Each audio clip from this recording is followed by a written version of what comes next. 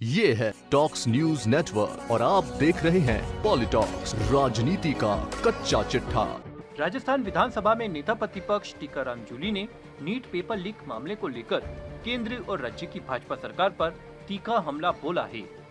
कांग्रेस नेता जूली ने कहा कि इस घोटाले ने देश के 22 लाख बच्चों के भविष्य को अंधकार में ढकेल दिया है और भाजपा के असली चेहरे को बेनकाब कर दिया है। उन्होंने सनसनीखेज आरोप लगाया कि सीबीआई हिरासत में मौजूद आरोपी खुद कबूल रहा है कि बड़े लोगों को बचाया जा रहा है। जूली ने सीधा सवाल दागा कि आखिर भाजपा के वे कौन से बड़े लोग हैं जिन्हें बचाने के लिए मासूम छात्रों की मेहनत की बलि दी जा रही है। नेता प्रतिपक्ष टीकाराम जूली ने केंद्र शिक्षा मंत्री धर्मेंद्र प्रधान के रवैये को बेहद शर्मनाक बताते हुए कहा कि वे अपनी नैतिक जिम्मेदारी से लगातार भाग रहे हैं। नेशनल टेस्टिंग एजेंसी की विश्वसनीयता आज पूरे देश में खत्म हो चुकी है। अखबारों में कई तरह की खबरें लिखी जा रही है, लेकिन शिक्षा मंत्री ठोस कार्रवाई करने के बजाय केवल बहाने ढूंढ रहे हैं। टीकाराम जूली ने कहा कि केंद्र सरकार अपराधियों को संरक्षण देने और अपनी जवाबदेही से बचने में लगी हुई है, जिससे देश के युवाओं का सिस्टम से भरोसा उठ गया है।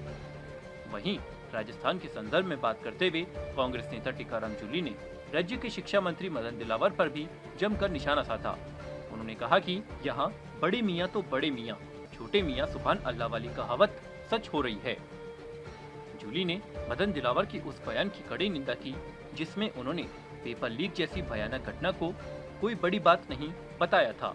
उन्होंने कहा कि लाखों युवाओं के सपने टूटने पर ऐसा बयान देना उनके जख्मों पर नमक छिड़कने जैसा है, जो भाजपा की संवेदनहीनता की पराकाष्ठा है।